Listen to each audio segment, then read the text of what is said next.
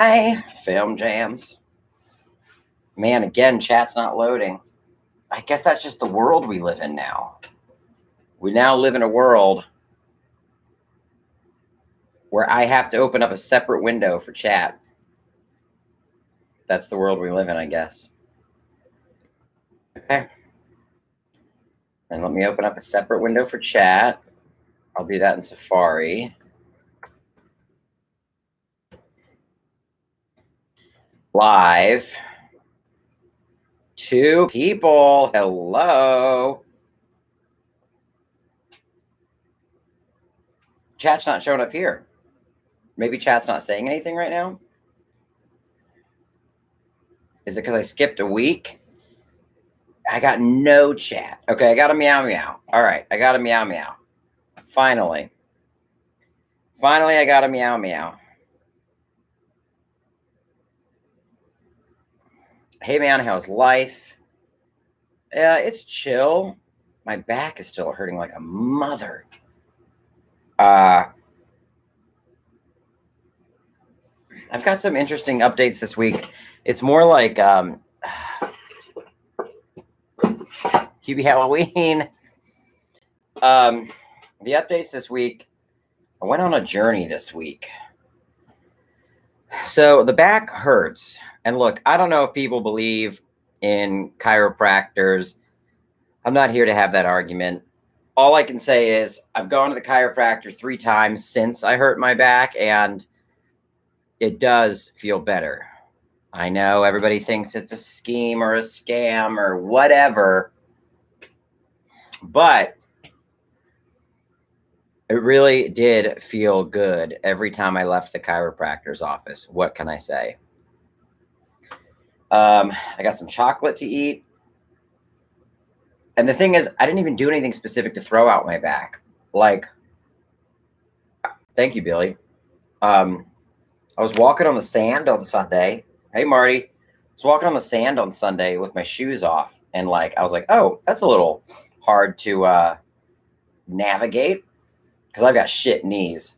But then Monday I was working out and I was doing squats and with a weight, I was holding a 15-pound weight and doing squats. And I was like, oh, I don't know if I should push that. And then I did the next round of squats with no weight. And on that, it was like, skiggly. And just like, oh my gosh, couldn't sit in the car to drive home from working out. I was like, what the fuck do I do when I sit down? It feels like someone is fucking jamming a rod, a knife into my back. I know that's a big, huge Halloween for me. I guess I don't pump, man. Gosh, not enough to not throw out my back doing very simple squats or walking on sand. So the journey I went on this week, I want to wait for some more people to show up, but Hubie Doobie. The journey I went on this week was an interesting one. I'm a 4 on the Enneagram, and 4s are very emotional.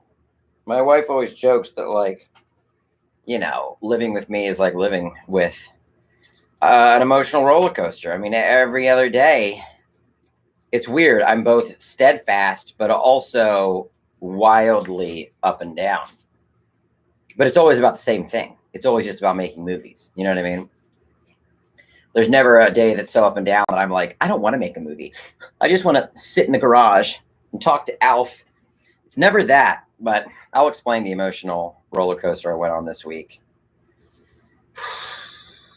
Do I know Joe who? Joe Mama? How is everybody else doing this week? Anybody else throw out their back?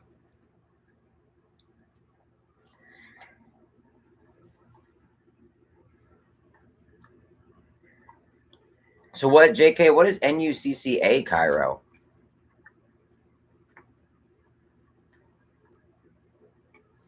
So Jarrett, well, there's many ways to look at that. When are we going to start production? You could argue we're already in production. Creatures have been being worked on for over a month now. Casting director's been working. We're cast. Costume design's begun.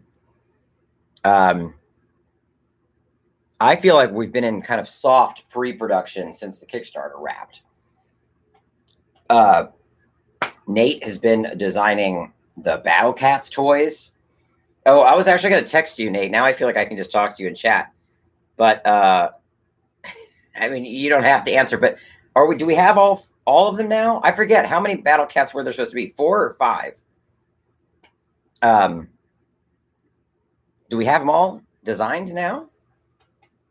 What makes official pre-production? I guess it's kind of different for everybody. Okay, one more, Nate. Awesome. It's kind of different for everybody. For me, I feel like once you've locked in department heads, you're in pre-production, or at least they will then know their pre-production plan. And we haven't started to lock in production heads outside of creature effects, director of photography. I mean, technically the costume designer, but I don't know that we can travel the costume designer from LA to Mass. So we may have this person handle specialty wardrobe and then stay in LA and we travel with the wardrobe. If I shart on set, immediate shutdown. I mean, I am worried about the COVID of it all again. It felt like we were on this trajectory to where October felt so far away in a good way that like the COVID of it all would be kind of like, I'm not saying it'd be all said and done, but maybe the restrictions for production would be less tight. But I tell you, out here, California, we're getting that Delta variant slamming and jamming us. And I think COVID restrictions are still what they were. I mean, I think they're changing a little bit. But I have a friend who was on an indie film this week, and it was shut down twice. One time it was shut down for an actor testing positive for COVID, and one it was shut down for a crew member testing positive for COVID. So, it's like, man. And just so everybody knows, to add COVID protocol to your shoot, testing, and the COVID safety officer, you want to know how much it adds to our budget? $75,000. That's a lot, especially on a movie that is costing under $1 million. Yeah, Gio said, there goes that music video. I mean, literally, there goes, on a film our size, it's like $30,000 a day almost in crew expenses and cast. So yeah, that's like almost 3 days of shooting. You could pay for 3 more days of shooting for the cost of the COVID protocol. So anyway, but I think I can start telling you about what my week was like. I mean, I was going to wait for 100 people, but maybe it's because I'm doing it so early, 100 people aren't going to show up. So, okay. Because of things like that, and a few other things, the budget is just reaching above what we currently have access to. And it's been that way for a while, but it got a little more serious this week because we had in-depth conversations about the budget. And I have let the script sit at 122 pages just because I'm like, I'm gonna cut it down. But I just didn't feel an immediacy in regards to cutting it down until we really dug in, like for the fourth or fifth time on this budget, and we were like, Total Rad NES. If I thought that wouldn't be completely humiliating, I would. To do an Indiegogo for more funding for the Onyx movie, I just don't think I could. I think I'd look like such a fuck up. I couldn't do it.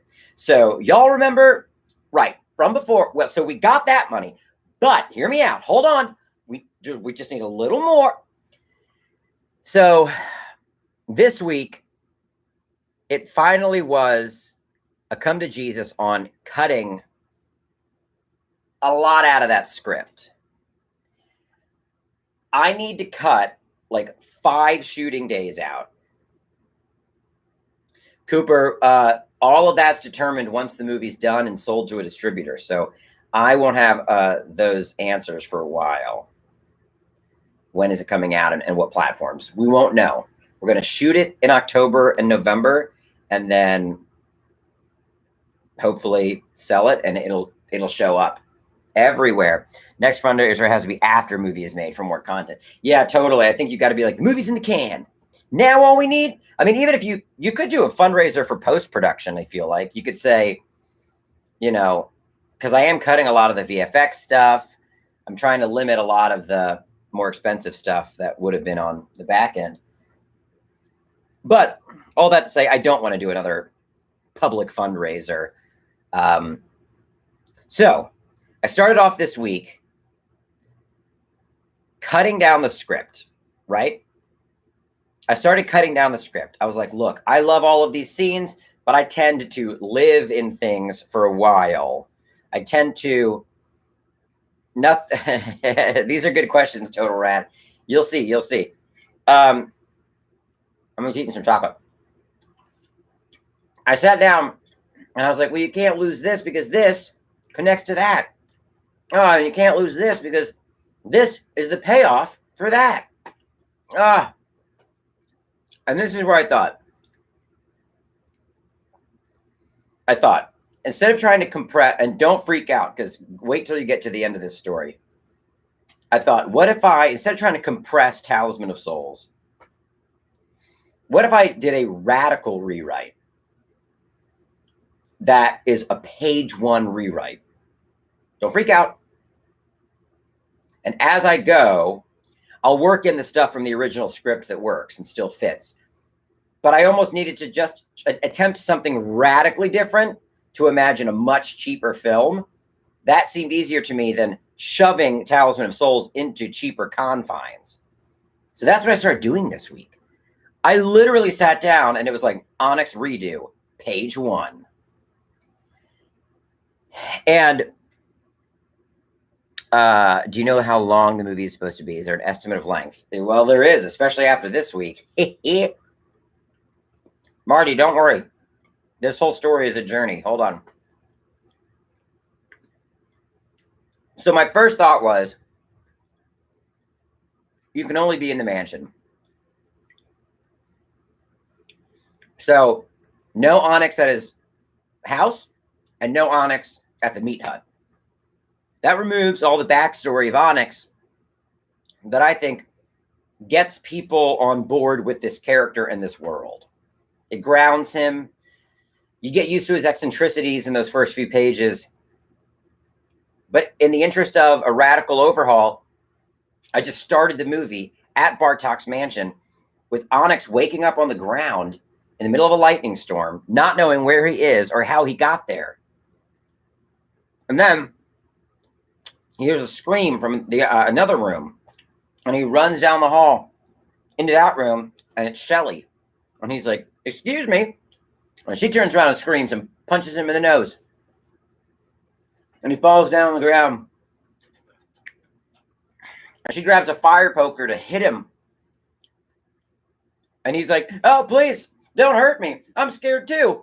And every time I get scared, a little pee-pee comes out. It's not a lot of pee-pee, but it's enough to where it can't be hidden. The pee-pee makes itself known. The pee-pee makes itself known. And then when he opens his eyes, Mr. Duke, Mac, Angelique, they're all standing over him.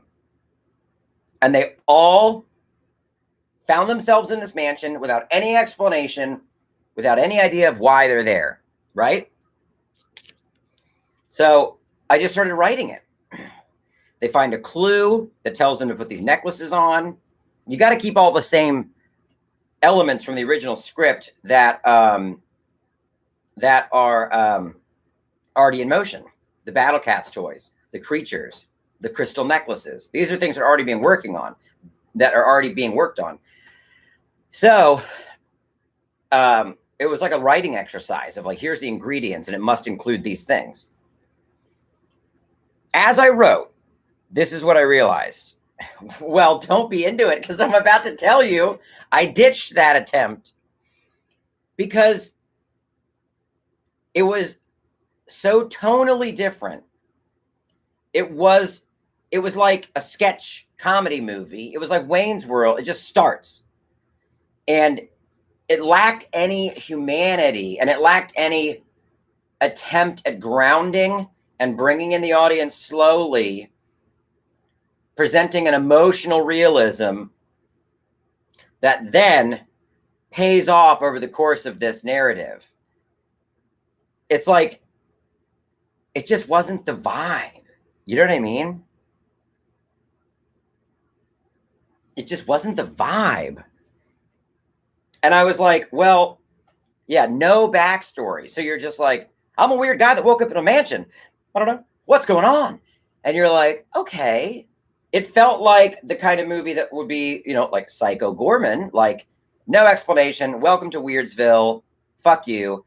My attempt was always to make something a little more like an Amblin movie with Onyx. So I wrote 15 pages of it. I added a character because there'd be no Todd. So I added a character named, oh, thank you, Elijah. I added a character named Frank that Ryan Stanger would play, the guy that plays Todd. And he woke up in the mansion. And he was just like, where the fuck am I here? You know? And he dies early on and then becomes a ghost.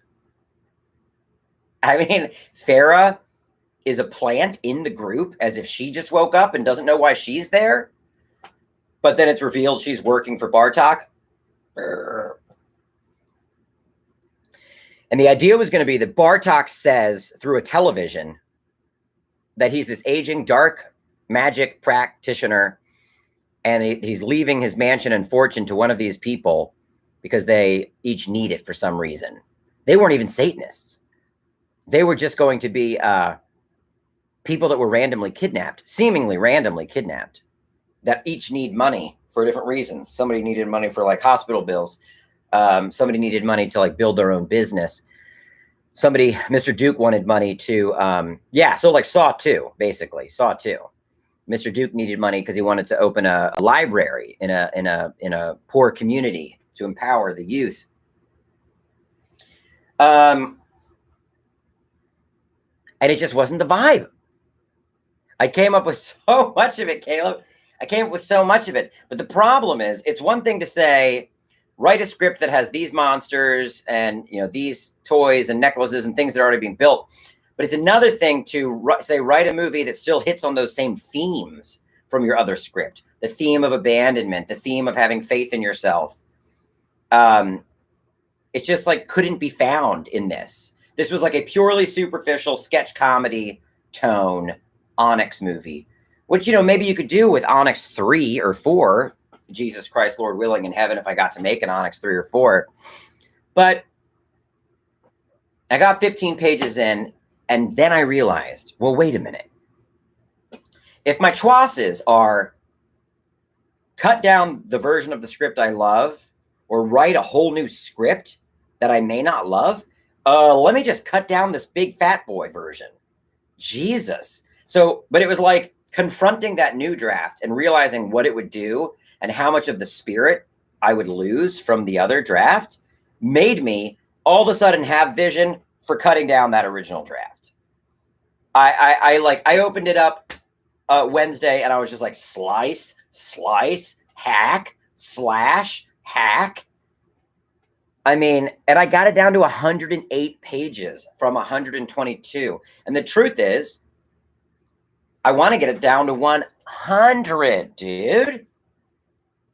Do you know how many shooting days you'd shave off the schedule if you cut 22 pages out? Oh, baby. So the reason I did the live stream today at 3 instead of 6 is because Olivia and I have been working on the script, cutting it down, and we're going to meet up again at 5 to continue to cut it down. We're on like page 54. So Astral Meat Hut in a room with employees that are ghosts. I just said we don't have the money to even shoot what's in the script now. I don't think I can add an astral projection of the Meat Hut with ghosts. So Elijah and somebody else that asked this question. So at 105 pages, you'd basically be looking at an hour and 45-minute long movie. And that's chill with me, personally, because that's Gremlins.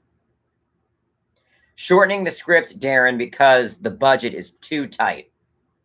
It's too tight. This is something all of you can help me with. I think 105 is good. 105, yeah, perfect Amblin length. Feels like a real movie. You know what I mean? Doesn't feel just like it's a sketch comedy movie. So, but this is one of the big things I changed that that I'm not happy with, but that I just had to change because it solved so many problems with length. So, real quick, for those that don't know, when the group of people first arrive at the mansion, didn't cut Tanner and his bois. That's a good question. I did not cut Tanner and his bois. Because I think the Meat Hut is important, and him getting like trashed like that is important, you know? Okay, so no, did the budget person mess up? No. Am I overpaying for talent? No. No, nobody messed up. I wrote too fat of a script, you know? But it's all good because I'm currently working on getting it down to 105 pages. The original script was 122 pages long. That's too long. You know what I mean? So I'm not shaving more off of the 145. I'm trying to get it to 145. Okay, cutting the mansion. Right. Total rat. Okay, so right now they show up at the mansion. They go inside. Farah meets them. And then Farah takes them to meet Bartok. He's in the middle of doing a ritual where he kills himself. Then they all encircle him and say, let him rise, let him rise, let him rise. And he comes back to life. And then he kind of dresses them each down and says, look at you. You're a piece of shit. Well, good thing you're here at my mansion. I'm going to save you this weekend. I'm going to change you. Hey, you're a piece of shit too. Hey, you're a piece of shit too. Now. Oh my gosh. Real talk, how much would I need for a director's cut? I can't even, my mind, I literally just weaned myself off of the 122 page draft. My eyes are going towards 105 right now, so I can't even. Oh yeah, storyboarding the cut pages. Well, we only have the finances to storyboard the creature heavy sequences. We're not storyboarding the whole film. So no, those storyboards won't exist. So anyway, here's what I cut. They show up at the mansion. They go inside the mansion. It's not Farah that greets them. It's Bartok that greets them. Immediately goes into dressing each of the characters down. Farah just comes out to hand them their robes that they're going to wear all weekend. But then at the end of him dressing them down, they retire and go get dinner. I mean, that cut out so many pages, but here's what you lose. You lose him killing himself, but that is a complex scene because it requires this custom altar build. It requires special effects, blood, rigging, visual effects, him coming back to life. I mean, the scene as it's scripted now could be shot in a half a day. The scene as it is in the original script is a full day. So this is why it's a bummer, though. It doesn't set the tone for something. No, the Satanist virtual cameos. No, that's not gone. That's not in that scene. Hunter, but follow up on that. I'll tell you where that happens. I mean, total rad. Doing an Indiegogo for more Onyx money is not a bad idea, but I just think you'd have to do it once you were filming. So once people could see some sauce, you know? Okay, so anyway, sorry, my back still look. So the script sounds like the ramblings of a lunatic. No, it's actually a really clear, well-structured script. Okay, so here's the bummer. Now there's no tone setter of like weird shit's going to happen at this mansion, supernatural shit's going to happen at this mansion, dark shit's going to happen at this mansion. It's like the first 25 pages are just dialogue scenes. And that suicide was one of the only horror elements that occurred early on.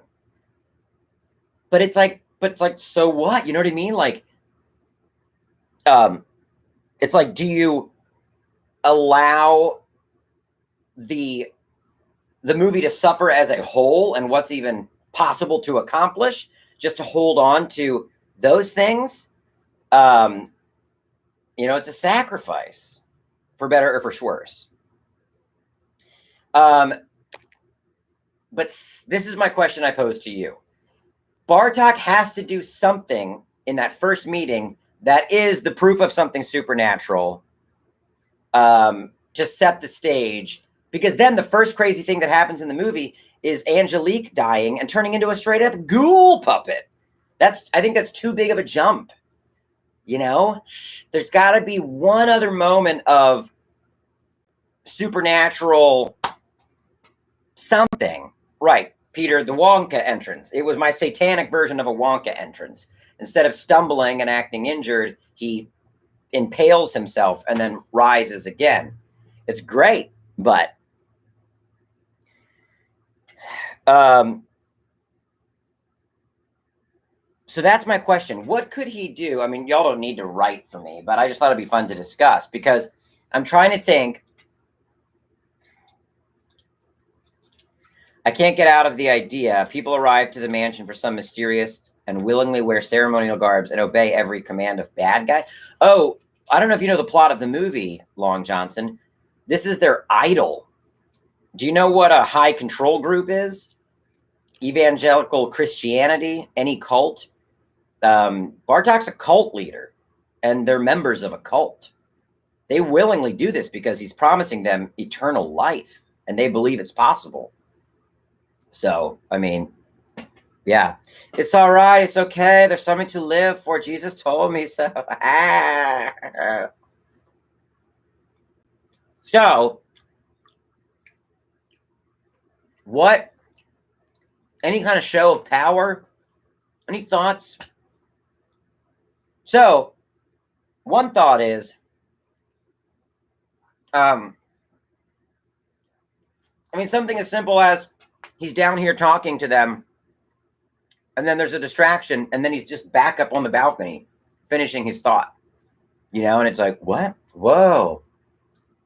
Something like that. Something that can be done in camera and doesn't push that scene to being a full day. Yeah, boy. Ooh, Peter, now you're talking, dude. Dracula style, impossibly long shadow reaches to grab something. I like what you're talking about. Right, that's something subtle. Ooh, and it needs to be a reference to another movie. I like that. I'm going to put a pin in that. Mr. the Dude, simplify it. Have him stab himself alone in the study, and when the doorbell rings, he rises up like Nosferatu. Well, but he's got to be a performance in front of everybody, you know? I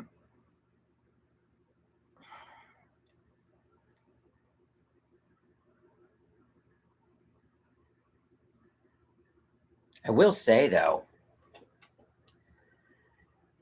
there is something to them running in and him immediately, and him already being dead. That's not a bad idea.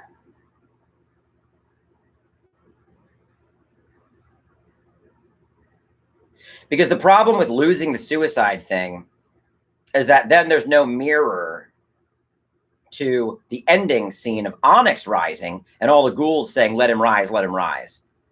You know, I want that mirroring thing. But I wonder if they enter the mansion and he's already dead. Right? And it's not a special effect of the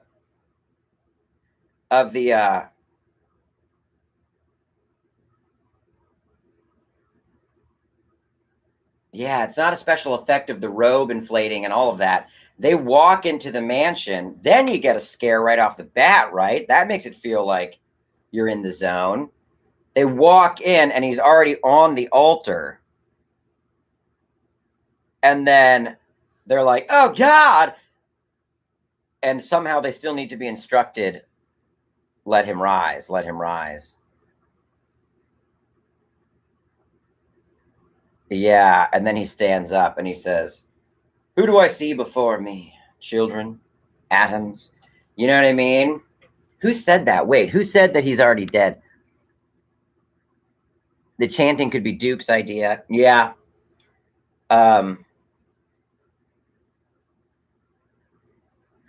Oh, Mama App. I mean, I don't know. How do I explain that?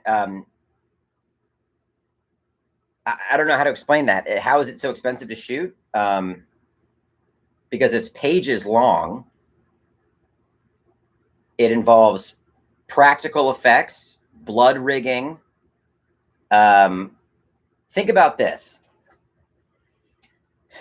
Yeah, I mean, I don't know. I'm not trying to sound like a fucking a-hole, but like, think about. Well, now you can't see the fucking fake altar. Think about how many setups this requires, okay? First, you have your actor in front of an altar and the knife is there, right? And he says, Ade Dui Dembala, give me the power I beg of thee. You got to cut. He can't fall on this real knife. You got to take this out. You either put in the retractable knife dagger or you put in a dagger that's just a hilt and no blade. Now, depending on how you shoot that, you're paying for 3 different prop daggers to be built, designed and built, okay? Whichever way you do it, now it's just a hilt or now it's retractable, then you've got to get him falling on top of it, okay? To sell that, you're going to need multiple angles of it. You're not just going to be able to stay on this medium wide, okay? Then he's down. There's blood rigging that you have to rig to then pour out. And this isn't always in one continuous shot. A lot of times you do the fall and then you get the blood rigging in and get the insert of it going down the front of the altar, okay? Then all the actors have to stand around and say, let him rise, let him rise, let him rise. That's coverage on 5 different actors. Then Farah has to step over, take the robe off. There's no body.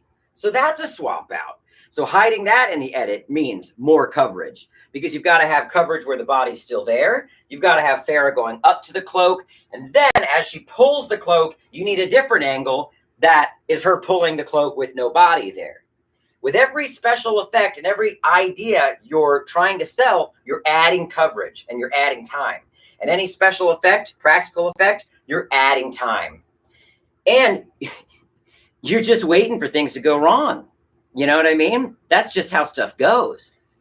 Even with pros, that's how stuff goes. That's my slogan. So anyway, then Farah puts the robe back on, no body, and they say, let him rise, let him rise, let him rise, let him rise.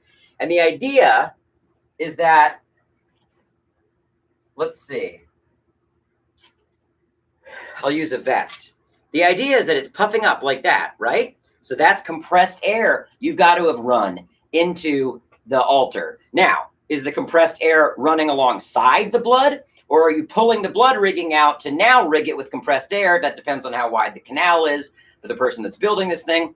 It goes like this, it goes like this, it goes like this, it goes like this, it goes like this. But what it eventually has to do, it eventually has to start taking the shape of a man.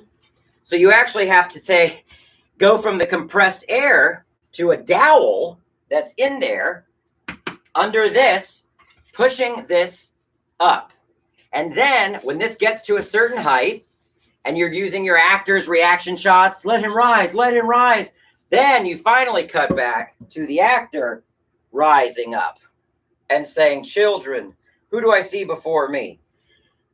Imagine the coverage and time of all of that, from blood rigging to compressed air to dowel to mannequin head to live actor to no actor to back to live actor, covering that sequence and selling it. It ain't cheap. That's a day, easy. And then you still have all of what Bartok says to these people, which is over a page of dialogue. So that's why it has to be cut. That's why it has to be cut. That's why I need something simpler. All of this, there's line items for everything. Think of every idea you ever have and imagine it having a line item. Case in point, Onyx stands in front of a case of Battle Cats toys. Okay. How many's that? 50? 100? Well, the difference in creating 100 of those toys and 5 of those toys, that difference matters on a movie this size. And I haven't told Nate this, but Nate, I think we only need to make 5 toys and then some of the variant colors, but I don't think we need to make 50 or 100. I think we should make 10, you know, the 5 regular and then 5 of the like kind of see-through color ones. But anyway, Amanda, I mean, this has been what my week has been, is weighing something like that against cutting other things. And, you know, I can't, on a budget this size, justify the build, although now the idea that I'm coming up with still involves the altar, but it doesn't involve the altar as a special effects element. I might have missed a lot of questions while I was doing that. Let me just read. Let him rise in the books. Let him rise from his books or videos. Just do another press show. You were all the characters. Yeah. Talent location. Translate codes. I wonder if died from drank a pose and staying the daggers. Oh, do a reverse shot of him landing on the dagger from behind as guests walk in. Practical effects nowadays up costing when time is money. Yeah, time is money is the real thing. What would Ed Wood do? Well, he wouldn't make a special effect that was convincing on any level. For Pactos, well, before I see it, be worth it about it, I can do that with some fishing line. And then you got to remove the fishing line with VFX costs. Yeah, this is why the man's right. If you're unaware of these things. So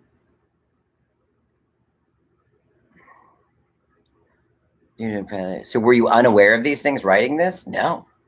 There's not a single thing in the script that I didn't know how we would do it. It's when you start actualizing costs. When you write a script, there's no line budget yet. So who knows what that mansion's going to cost? Who knows what the actors are going to cost? What rate they'll agree to?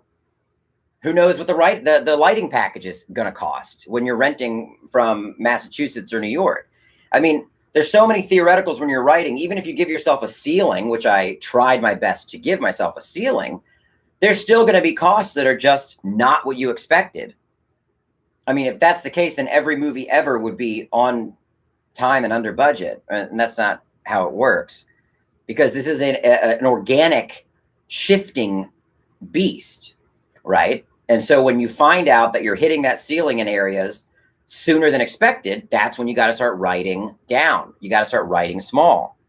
So I always knew rewrites like this would be coming, but I'm so in love with the script at this point. So,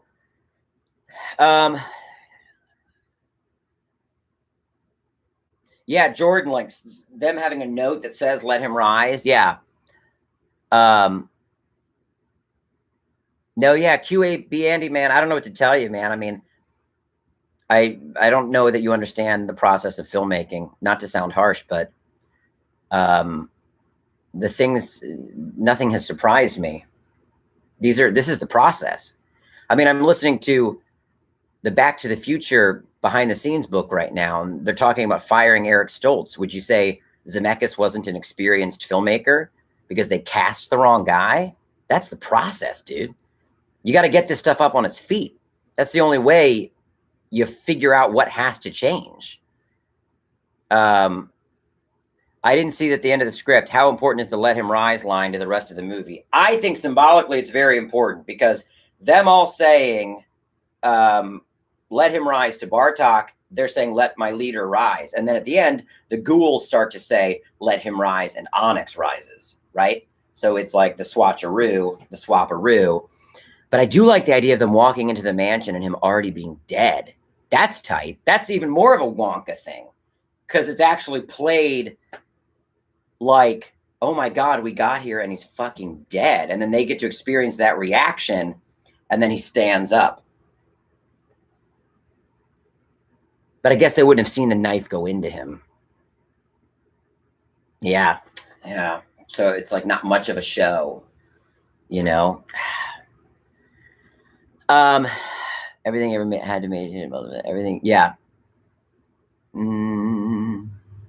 Yeah. So Meatloaf song is still in there.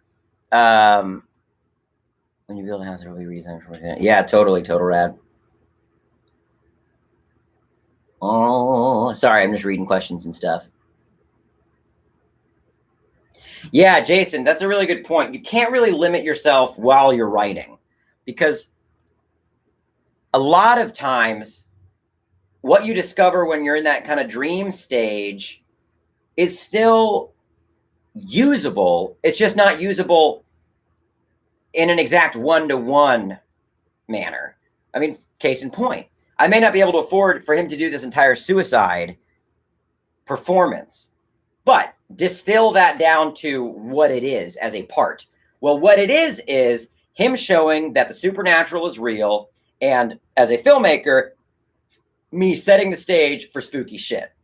So then you say, well, that's what has to happen. Yeah, the way I wrote it costs this much, but is there a way to accomplish this and having it cost this much instead of this much? And that's the conversation we're having.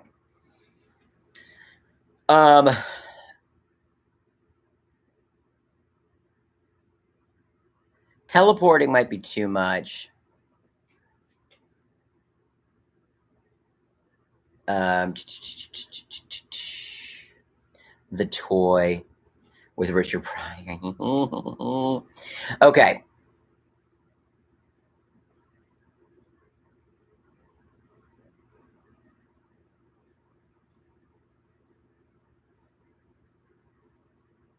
So, in before that knife scene gets cut for page 13. What do you mean?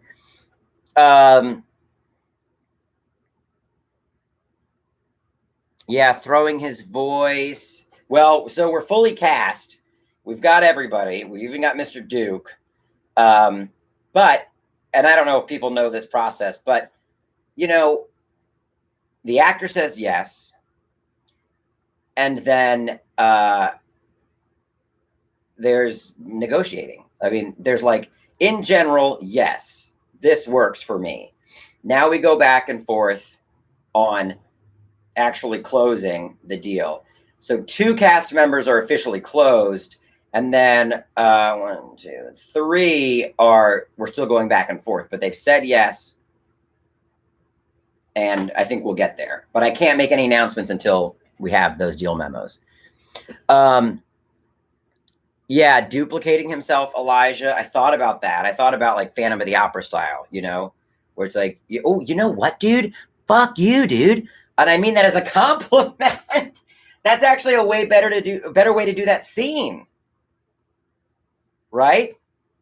Oh, thank you, Henry. Because here's another criticism.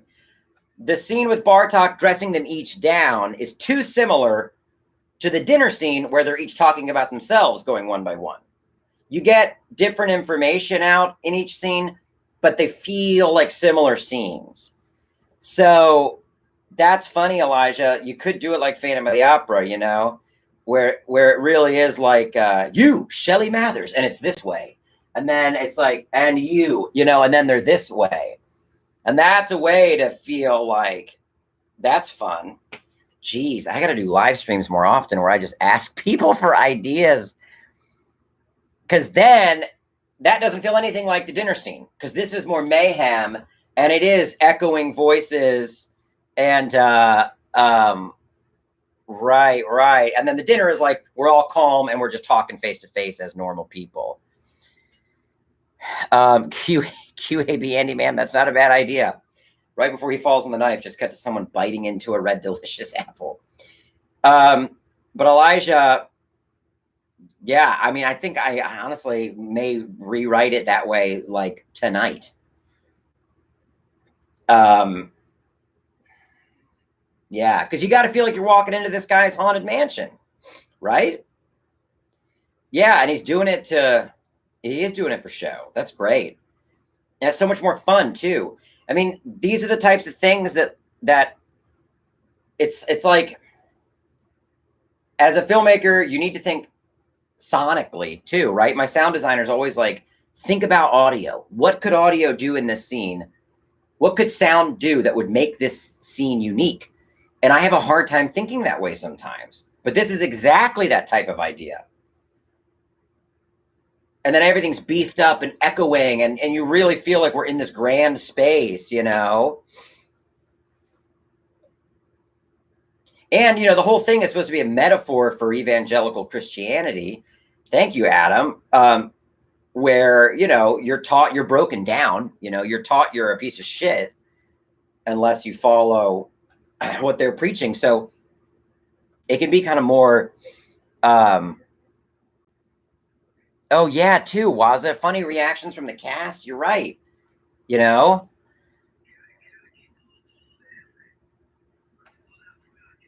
hold on. I think someone's outside my garage. I don't know if they're here to do work.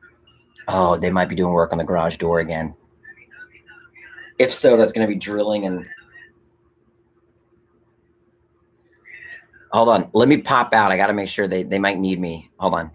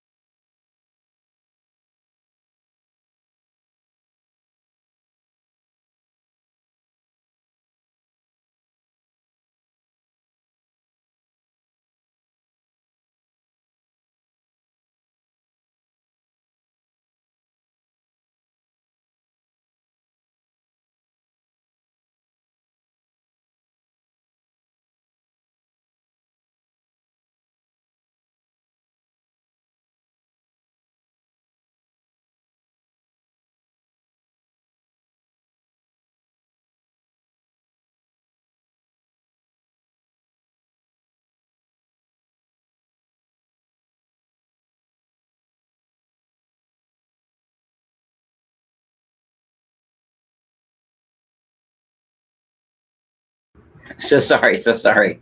That was way too long. I'm sorry. I know. Um, I wish I should have aimed the camera down, and you could have. What is it? Bowser is gonna freak out about what? Man, there's a bunch of donations and super chats. Thank you. Oh my gosh. Dang, y'all. Thank you so much. I need to scroll back to see who all I need to thank. Jesus Lord.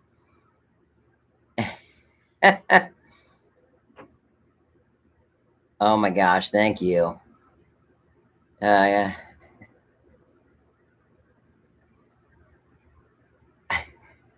Oh my gosh, I keep scrolling back to see where the super chats begin.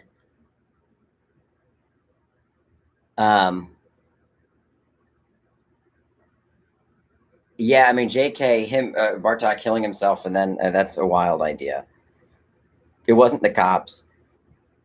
Thank you, Name. Thank you, Henry, Elijah. Oh my gosh, Darren, your atomic friend, Arcadis. Jeez, Elijah again. Marty, thank you. Thank you. Espresso Rat. Amanda, that's an interesting topic. Talking about depression dulling creativity.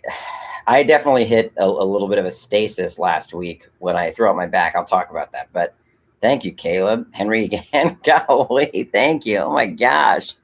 This is wild. I really appreciate it. It reminds me of when I fell asleep for like an hour during the 24-hour live stream. And like as I was falling asleep, I think someone put in chat, it might have been you, Marty, I forget. Someone was like, let's have Bowser wake up to being at 600,000 or whatever. And it was so cool. I'm telling you, thank you, Adam. Through all of this, thank you, Tommy. Yeah, I'll just keep doing that. I'll just excuse myself, and then we'll be able to put back in the altar. Thank you guys so much. I appreciate it. Thank you. I appreciate it. I really do.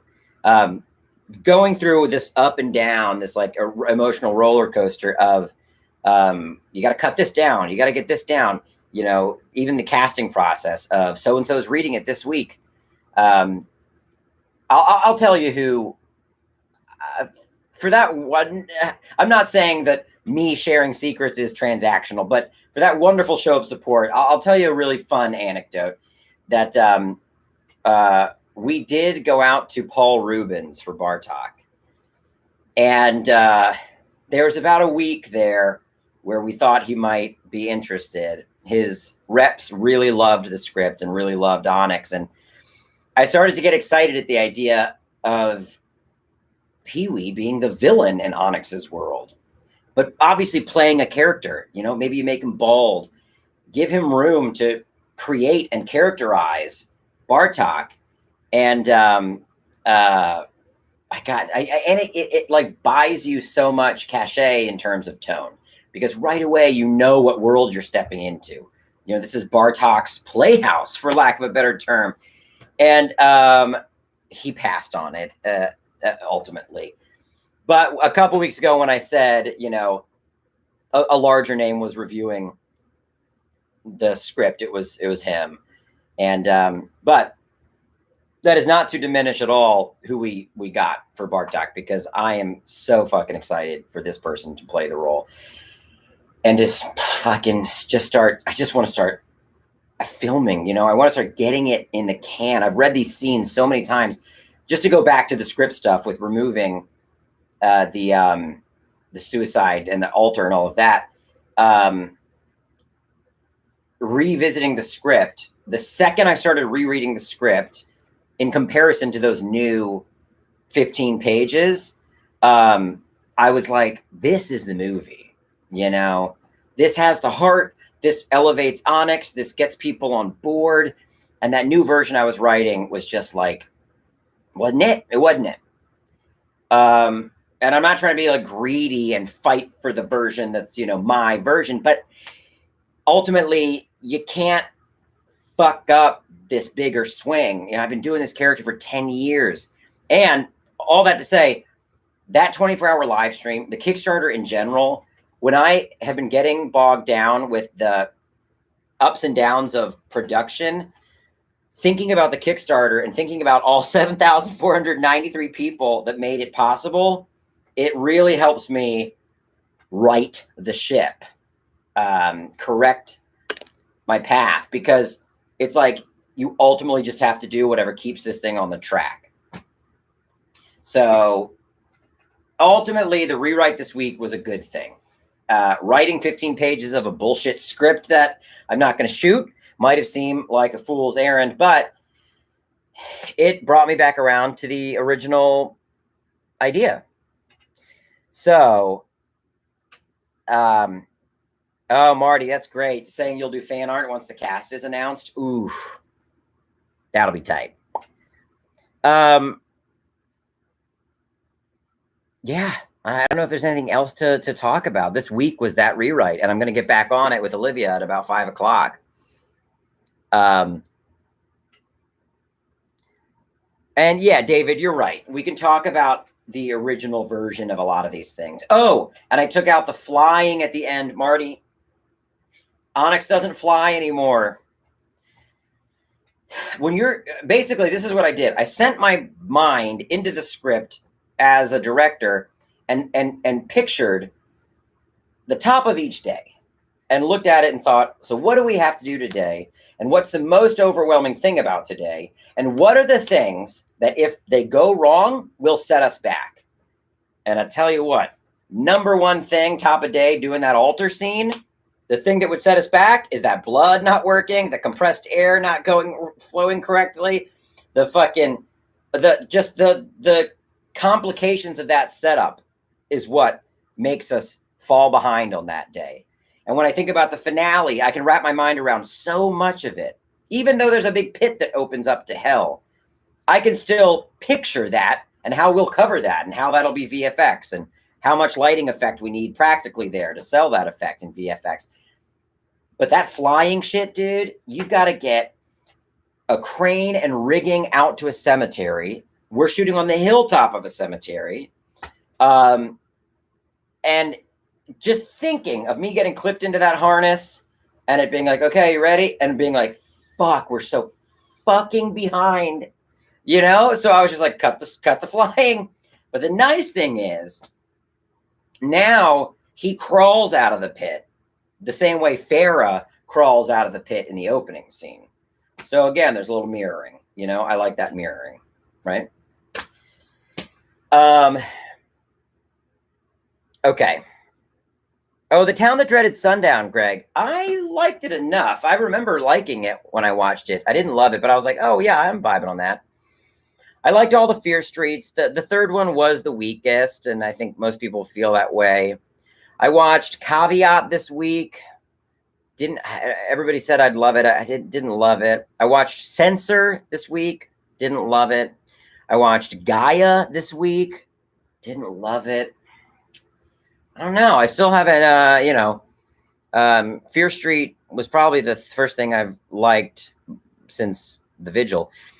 Hobo with a Shotgun. Yeah, I'm not about I'm never a big fan of the things that are just kind of like parodies of certain genres, like, you know, Psycho Gorman and Hobo with a Shotgun, these things that are just kind of like heightened parody pieces, I guess. I don't know. They don't necessarily click into any part of me.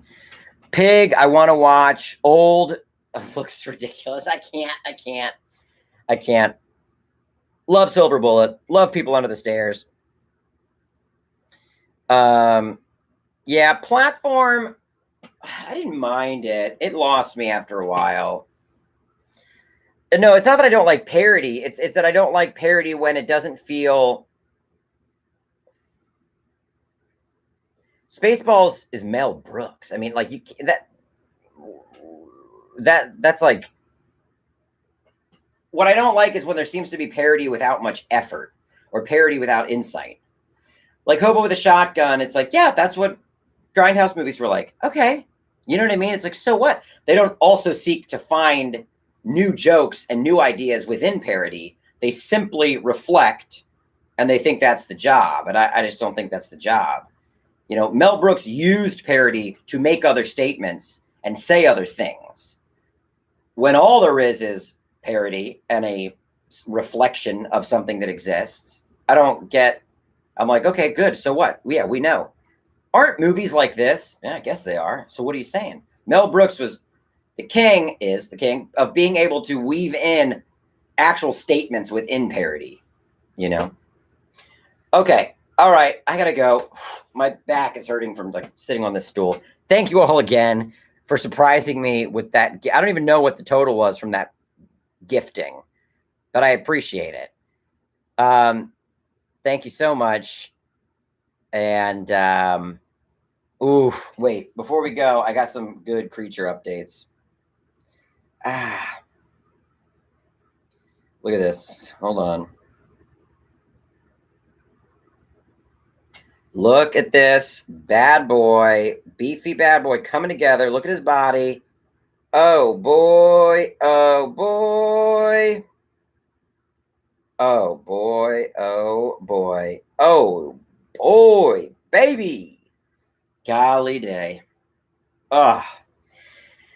Extra beef. How can I make your day a bit beefier? 105 pages. I'm going to get it to 105 tonight. Well, maybe 108. All right. Thank all of you so much. I'll be back next week, probably at the regular time. Thank you again. Sorry for disappearing for 10 minutes.